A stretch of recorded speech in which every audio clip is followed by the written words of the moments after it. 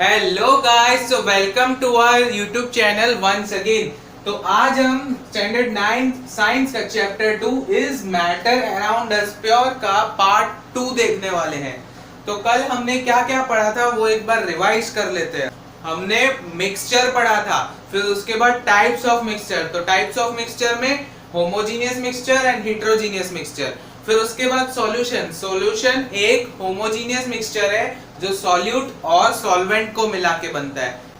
फिर उसके बाद हमने देखा था कि कॉन्सेंट्रेशन ऑफ सॉल्यूशन हम कैसे कैलकुलेट करते हैं। ओके, फिर उसके बाद हमने देखा था व्हाट इज सस्पेंशन। तो आज हम स्टार्ट करने वाले हैं कॉलॉइड से। कॉलॉइड या तो फिर कॉलॉइडल सॉल्यूशन क्या होता है वो। तो ये कॉलॉइड की कुछ प्रॉपर्टीज है। ओके, तो कॉलॉइड में जो पार्टिकल्स होते हैं वो यूनिफॉर्मली स्प्रेड होते हैं, मतलब कि उनका साइज बहुत छोटा होता है। Particles are smaller than suspension. Suspension में पार्टिकल्स हम लोग देख सकते हैं, लेकिन कॉलॉइड में हम लोग पार्टिकल्स नहीं देख सकते, वो बहुत छोटे होते हैं। वो यूनिफॉर्मली स्प्रेड होते हैं, मतलब इवनली सॉल्वेंट में डिसॉल्व हो जाते हैं, ऐसे नहीं बोल सकते, लेकिन यूनिफॉर्मली मतलब कि इवनली स्प्रेड हो जाते हैं सॉल्वेंट में। ओके, फिर उसके बाद उसमें जो कॉलॉइड्स होते हैं उनमें टिंडल इफेक्ट देखने को मिलता है। अब टिंडल इफेक्ट क्या होता है? The scattering of a beam of light the scattering of a beam of light is called the Tyndall effect after the name of the scientist who has discovered it। जब एक colloid में से, suppose ये एक colloidal mixture है, sorry colloidal solution है। अब यहां से हमने लाइट पास की, तो ये जो बीम ऑफ लाइट यहां से निकल रही है, कॉलॉइड से पास होकर जो लाइट निकल रही है, तो इसे हम क्या कहते हैं? टिंडल इफेक्ट कहते हैं। तो टिंडल इफेक्ट क्यों कहते हैं? क्योंकि जिस साइंटिस्ट ने इसको डिस्कवर किया था उसका नाम टिंडल था। Okay, Tyndall effect can also be observed when fine beam of light enters a room through a small hole। अब सपोज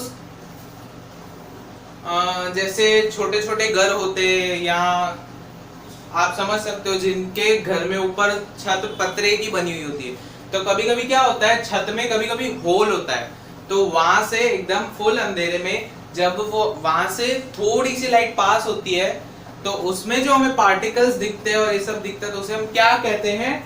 टिंडल इफेक्ट। ओके, क्या होता है मेनली, जो लाइट हमने यहां से पास की वो स्कैटर हो जाती, मतलब फैल जाती है। वो जितनी लाइट वहां से पास हो रही है वो अंदर जाके फैल जाती है, क्योंकि क्या है, एयर में डस्ट है, स्मोक है, जिसकी वजह से वो लाइट स्कैटर होती है। तो ये था टिंडल इफेक्ट। अब प्रॉपर्टीज ऑफ ए कॉलॉइड। सबसे पहले कॉलॉइड के एग्जांपल्स में क्या आता है, तो अगर हम ले ले मिल्क, तो मिल्क भी कॉलॉइड का एग्जाम्पल है। जो लाइट है वो मिल्क में से पास होके स्कैटर हो जाएगी, इसलिए मिल्क क्या है? कॉलॉइड है। Properties of a colloid. A colloid is a heterogeneous mixture. Heterogeneous mixture मतलब के जिसके पार्टिकल्स यूनिफॉर्म कंपोजिशन में नहीं हो, तो उसे हम क्या कहते हैं? हेटेरोजीनियस मिक्सचर कहते हैं। The size of particles of a colloid is too small to be individually seen by naked eye। तो colloid के जो particles होते हैं वो बहुत छोटे छोटे होते हैं, इसलिए हम अपनी आंखों से उसे नहीं देख सकते। Colloids are big enough to scatter a beam of light passing through it and make its path visible। Colloid में क्या होता है, path of light जो है वो visible होता है, लेकिन थोड़ा कम होता है। जो path of light है वो visible होता है, और colloids are big enough, मतलब colloids में ऐसी इतनी कैपेसिटी है कि वो लाइट को स्कैटर कर सके और उसका पैथ भी विजिबल कर सके। Okay, next point, they do not settle down when left undisturbed, that is a colloid is quite stable. मतलब हमने सस्पेंशन में कैसे देखा था, सस्पेंशन में क्या था, हमने अगर सैंड डाली वाटर में तो अगर हम उसे थोड़ी देर के लिए अनडिस्टर्ब मतलब कि एकदम एक जगह पे ऐसे रख दे और उसे हम टच भी नहीं करें, डिस्टर्ब नहीं करें, तो क्या होगा, थोड़ी देर बाद वो सैंड यहाँ पे जम जाएगी। लेकिन कॉलॉइड में ऐसा कुछ भी नहीं होता है। ओके, कॉलॉइड में ऐसा कुछ भी नहीं होता है। कॉलॉइड क्या है, स्टेबल है। सस्पेंशन अनस्टेबल है लेकिन कॉलॉइड स्टेबल है। They cannot be separated from the mixture by the process of filtration, but a special technique of separation known as centrifugation can be used to separate colloidal solution. अब colloid के जो components होते हैं वो filtration के through तो हम separate नहीं कर सकते, लेकिन उसके लिए एक स्पेशल प्रोसेस होता है जिसे हम सेंट्रीफ्यूगेशन कहते हैं। सेंट्रीफ्यूगेशन क्या है वो हम आगे पढ़ेंगे, फिलहाल के लिए आप नाम याद रखो, सेंट्रीफ्यूगेशन के थ्रू हम कॉलॉइडल सॉल्यूशंस को सेपरेट कर सकते हैं। Okay, the components of a colloidal solution are the dispersed phase and the dispersed medium. Dispersed phase वो है जो स्प्रेड होता है, लेकिन डिस्पर्स्ड मीडियम वो कंपोनेंट है जो स्प्रेड करता है। जैसे कि सॉल्यूशन में था, सॉल्यूशन में क्या था कि सॉल्यूट मतलब जो डिसॉल्व होता हो और सॉल्वेंट मतलब के जो डिसॉल्व करता हो, वैसा ही यहाँ पे डिस्पर्स्ड फेज और डिस्पर्स्ड मीडियम है। ऐसा समझ लो कि सॉल्यूट की जगह पे डिस्पर्स्ड फेज है और सॉल्वेंट की जगह पे डिस्पर्स्ड मीडियम है। ओके, उसके बाद अगर आपको कॉलॉइड्स के बारे में और इंफॉर्मेशन चाहिए या उनको इजीली समझना है तो नीचे आपको एक टेबल दी हुई है, कॉमन एग्जांपल्स ऑफ कॉलॉइड्स, आप उसको रेफर कर सकते हैं। बहुत इजी टेबल है, उससे आपको अपनी लाइफ रिलेटेड कॉलॉइड कहाँ दिखता है वो आपको पता चलेगा।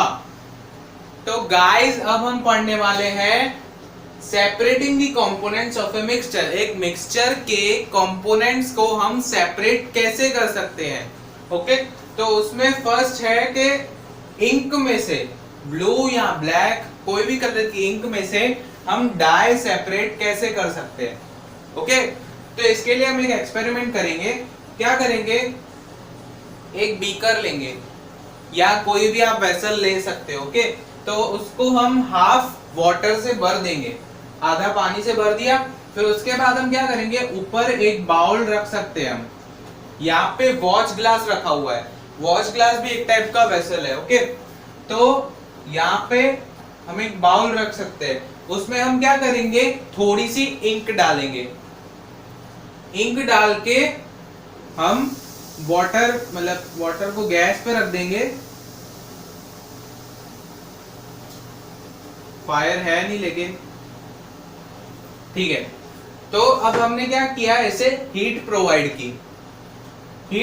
की तो वाटर बॉईल होगा, फिर वाटर की जो हीट है वो इंक पे इफेक्ट करेगी। ये याद रखना, हमको इंक को डायरेक्टली हीट नहीं करना है। ओके, नहीं तो जो डाई है वो भी जल जाएगा। ओके, तो अब जो ये हीट इंक को मिल रही है तो उसमें से क्या होगा, जो वाटर है वो वेपर्स के फॉर्म में इवेपोरेट हो जाएगा। इंक, डाई और वाटर का मिक्सचर होता है। ओके, तो अगर वाटर इवेपोरेट हो जाएगा तो बचेगा क्या हमारे पास, डाई। तो इससे क्या हुआ, इंक में से हमको डाई मिल गया। अब इसके बाद नेक्स्ट मेथड है, how can we separate cream from milk.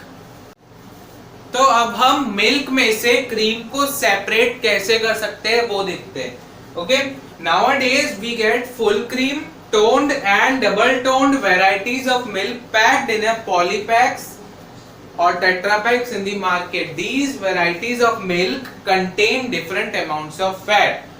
अब फुल क्रीम मिल्क में फैट ज्यादा होता है, टोन्ड मिल्क में उससे थोड़ा कम होता है, डबल टोन्ड में शायद उससे भी थोड़ा कम मिल्क कम फैट होता है। तो ऐसे अलग अलग अमाउंट्स ऑफ फैट मिल्क में प्रेजेंट होते हैं और उसे अलग अलग वैरायटी में डिवाइड किया जाता है। तो अब हमें करना क्या है, ये वैरायटीज में से हमें फुल क्रीम मिल्क लेना है, फिर centrifuge it by using a centrifuging machine for 2 minutes. Centrifuging machine करके एक मशीन आती है, उसे यूज करके हमें उसे 2 मिनट्स तक सेंट्रीफ्यूज करना है।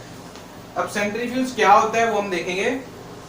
अगर आपके पास सेंट्रीफ्यूजिंग मशीन नहीं है तो आप घर पे मिल्क चर्नर का यूज कर सकते हैं। अगर आपके पास ये सब भी नहीं है तो सिंपली आप क्या करोगे, एक वेसल लोगे, जैसे तपेला हो गया कुछ भी, उसमें आप मिल्क भरोगे और उसे गैस पे रख दोगे। ओके, अब उसे बॉईल करते रहना है, करते रहना है, करते रहना है। तो क्या होगा, जो क्रीम होता है वो लाइटर होता है, मतलब के हैवी वेट का नहीं होता है, तो वो यहाँ पे ऊपर आके जम जाएगा और मिल्क नीचे रह जाएगा। ओके, तो ये जो ऊपर क्रीम आएगा वो हम उसे सेपरेट कर लेंगे। कुछ सॉल्यूशंस ऐसे होते हैं जिसमें जो पार्टिकल्स होते हैं वो फिल्ट्रेशन के थ्रू सेपरेट नहीं किए जा सकते क्योंकि वो पार्टिकल्स बहुत स्मॉल होते हैं, तो उसे हम सेंट्रीफ्यूजेशन की मदद से सेपरेट कर सकते हैं। अब पनीर तो सबको पता है कैसे बनता है। मिल्क में अगर हम सपोज लेमन यानी कि नींबू अगर हम डालते हैं और उसे बॉईल करते हैं, फिर उसके बाद अगर हम उसे फिल्ट्रेट करेंगे तो क्या होगा, जो पनीर है वो ऊपर रह जाएगा और जो सारा दूध है वो फिल्ट्रेट होके नीचे चला जाएगा। तो ऊपर जो रह गया उसे हम पनीर बोलते हैं। ओके, और क्रीम का एग्जांपल तो हमने अभी ही देखा।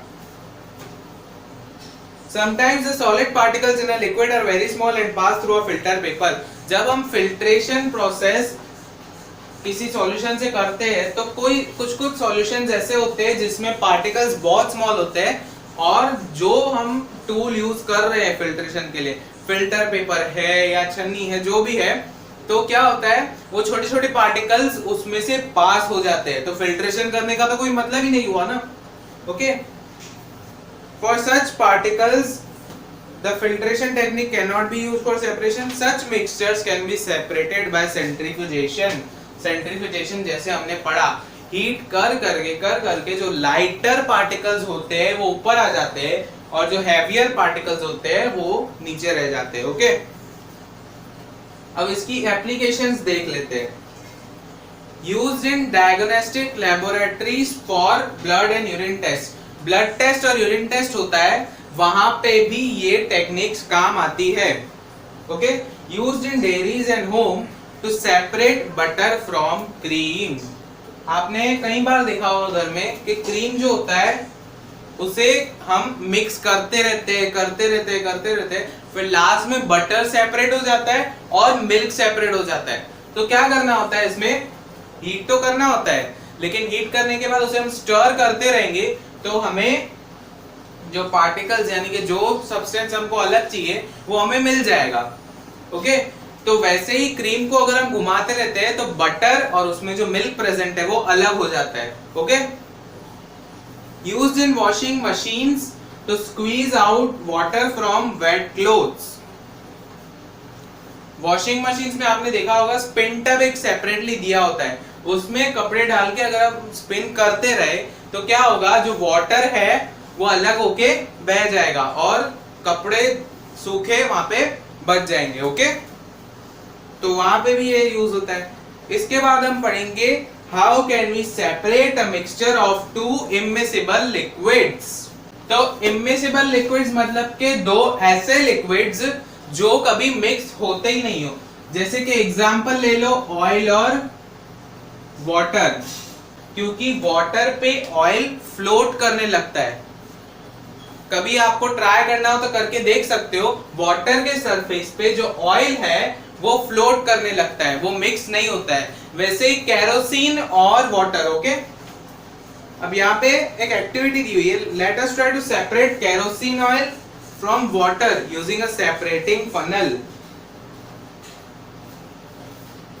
एक इंस्ट्रूमेंट आता है सेपरेट करने के लिए जिसे हम सेपरेटिंग फनल कहते हैं, कुछ इस टाइप का। तो हमने क्या किया है, वाटर में केरोसिन डाल दिया है। Let it stand undisturbed for some time. Separating funnel में वाटर और केरोसिन का जो हमने मिक्सचर कर दिया, मतलब कि केरोसिन उस पे फ्लोट हो रहा है, तो उसे हमने सेपरेटिंग फनल में डाल दिया। अब उसे थोड़ी देर के लिए अनडिस्टर्ब्ड छोड़ दो। अनडिस्टर्ब मतलब कि टच भी नहीं करना, डिस्टर्ब भी नहीं करना, कुछ भी मत करना। Okay, open the stopcock of the separating funnel, sorry, so that the separate layers of oil and water are formed. थोड़ी देर के बाद क्या होगा, केरोसिन जो है वो ऊपर आ जाएगा और वाटर नीचे रह जाएगा, क्योंकि kerosene light particles, sorry, kerosene water से हल्का है तो वो ऊपर आ जाएगा और वाटर नीचे रह जाएगा। ओके, फिर open the stopcock of the separating funnel and pour out the lower layer of water carefully.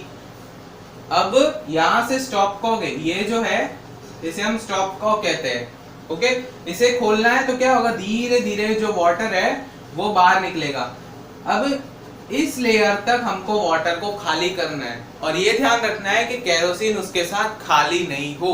तो इस तरह से हम दो इमिसिबल लिक्विड्स को सेपरेट कर सकते हैं। तो अब हम पढ़ेंगे इस वीडियो का लास्ट टॉपिक, मतलब कि is the dye in black ink a single colour. Black ink में जो डाई प्रेजेंट होता है, क्या वो एक सिंगल कलर है? अब इसको चेक करने के लिए हम क्या करेंगे, एक एक्सपेरिमेंट करेंगे। अब इसमें हमें करना क्या है, एक छोटी सी पेपर की स्ट्रिप लेनी है और उसके बॉटम से 3 सेंटीमीटर ऊपर एक लाइन ड्रॉ करनी है और वो लाइन के एकदम सेंटर में ब्लैक इंक का एक ड्रॉप हमें डालना है। फिर उसके बाद क्या करना है, हमें पेपर स्ट्रिप को वाटर में ऐसे होल्ड करना है कि ये जो लाइन है जो हमने पेंसिल से ड्रॉ की वो वाटर सरफेस के जस्ट ऊपर हो, एकदम टच नहीं लेकिन जस्ट ऊपर हो। ओके, यहाँ पे कंडीशन क्या है कि ये जो इंक है वो वाटर सॉल्यूबल होनी चाहिए, या तो स्केच पेन की इंक या तो फाउंटेन पेन की इंक। ओके, ये एग्जांपल था वाटर सॉल्यूबल इंक का। अब होगा क्या, आपको इसको अनडिस्टर्ब्ड छोड़ना है। यहाँ पे आप कुछ भी स्टिक फंसा लो या कुछ भी करके इसे जो बीकर है उसके ऊपर होल्ड करके रखो ताकि ये वाटर के सरफेस के एग्जैक्टली ऊपर हो। ओके, अब इसे थोड़ी देर तक अनडिस्टर्ब छोड़ देंगे तो क्या होगा कि धीरे धीरे जो इसके अंदर डाई है उसके कलर सेपरेट होंगे। Okay, the ink that we use has water as the solvent and dye is soluble in it. जो हमने इंक ली है वो डाई और वाटर से बनी हुई है, डाई और वाटर का सॉल्यूशन है। तो क्या होगा, as the water rises on the filter paper it takes along with it dye particles। अब जैसे जैसे ये वाटर पेपर स्ट्रिप के ऊपर चढ़ेगा तो वो क्या होगा, डाई के पार्टिकल्स को वो लेके ऊपर जाएगा, मतलब कि जो डाई पार्टिकल्स है वो पेपर में अपना कलर दिखाएंगे। Okay, usually dye is mixture of 2 और मोर कलर्स। डाई किसी भी पर्टिकुलर कलर से नहीं बनता है, वो 2 या 2 से ज्यादा कलर से बना हुआ एक कंपोनेंट, सॉरी एक मिक्सचर होता है। Okay, this process of separation of components is called, separation of components of a mixture is called chromatography. इस प्रोसेस को हम क्या बोलते हैं, क्रोमैटोग्राफी। क्रोमैटोग्राफी एक ग्रीक वर्ड क्रोमा से बना है जिसका मतलब होता है colour. Chromatography is the technique used for separation of those solutes that dissolve in the same solvent। मतलब सपोज अलग अलग कलर्स है, ग्रीन है, ब्लैक है, एक्सेट्रा, जो भी कलर है वो एक डाई में डिसॉल्व हो चुके हैं। डाई क्या है, मिक्सचर है। तो क्या हुआ कि वो डिसॉल्व होके डाई में बदल चुकी है। तो यहाँ पे 2-3 सॉलिड्स है, एक ब्लैक कलर है, एक ग्रीन कलर है और एक कोई भी XYZ कलर है। ओके, तो अब ऐसे सॉल्वेंट्स को सेपरेट करने के लिए काम आता है जो कि ऐसे सॉलिड्स को सेपरेट करने का काम आता है जो कि एक ही सॉल्वेंट में डिसॉल्व हुए हैं। ब्लैक, ग्रीन और XYZ जो भी कलर है वो एक ही सॉल्वेंट में डिसॉल्व हुए हैं। एप्लीकेशंस, तो separate colours in a dye में जितने भी कलर्स है उन्हें सेपरेट करने के लिए ये प्रोसेस काम आती है। Pigments from natural colours, pigments from natural colours, जो नेचुरल कलर्स होते हैं उनमें से पिगमेंट्स, मतलब के पिगमेंट एक टाइप का लिक्विड होता है, वो नेचुरल कलर्स में से एक्सट्रैक्ट करने के लिए काम आती है। And drugs from blood, blood में अलग अलग जो भी टाइप के ड्रग्स होते हैं उन्हें सेपरेट करने के लिए भी यही मेथड काम आती है। How can we separate a mixture of salt and ammonium chloride? Salt मतलब के जो हम घर में खाते हैं सॉल्ट वही नहीं, सॉल्ट अलग अलग टाइप्स के होते हैं। जो हम घर में खाते हैं वो होता है सोडियम क्लोराइड। सोडियम मतलब के Na, सोडियम को Na से डिनोट किया जाता है और क्लोरीन उसे Cl से डिनोट किया जाता है। तो जो कॉमन सॉल्ट होता है उसे हम क्या कहते हैं? Sodium chloride. Sodium chloride. अब रीड करते हैं। We have learned in chapter 1 that ammonium chloride changes directly from solid to gaseous state. अब क्या हुआ, हमने एक वेसल में एमोनियम क्लोराइड और सॉल्ट मिक्स कर लिया है। समझ लो ये एमोनियम क्लोराइड है, इसमें ये सॉल्ट पार्टिकल्स है। ओके, तो ये दोनों मिक्स हो गए। तो अब हम क्या करेंगे, उस वेसल को ऊपर से हम ढक देंगे, किसी भी प्लेट से या किसी भी चीज से हम ऊपर से इसे क्लोज कर देंगे।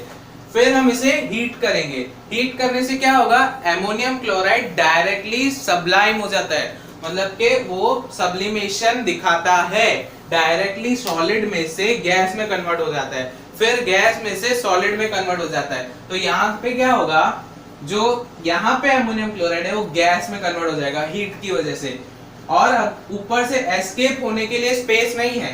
तो क्या होगा, वो जो एमोनियम क्लोराइड है वो यहाँ वेसल के सरफेस पे चिपक जाएगा और जो नीचे बचेगा वो होगा हमारा सॉल्ट। तो यहाँ पे सॉल्ट और एमोनियम क्लोराइड सेपरेट हो गया। तो गाइज आज के लिए बस इतना ही। इस वीडियो को आप छोड़ के जाए उससे पहले आप एक लाइक, एक कमेंट, एक शेयर और एक सब्सक्राइब जरूर कर देना। अगर आप इस चैनल पे न्यू है तो मेरे चैनल को सब्सक्राइब कीजिए और सब्सक्राइब के बाजू में आपको बेल बटन दिखेगा, उस बेल बटन को भी प्रेस कर दीजिए ताकि आपको मेरे हर एक वीडियो की नोटिफिकेशन मिलती रहे और आप बिना किसी रुकावट के लर्न करते रहे, समझते रहे। ओके, सो नेक्स्ट वीडियो में हम कुछ और टॉपिक्स कवर करेंगे और ऑलमोस्ट नेक्स्ट वीडियो में हमारा ये चैप्टर फिनिश हो जाएगा। तब तक के लिए bye bye and thank you.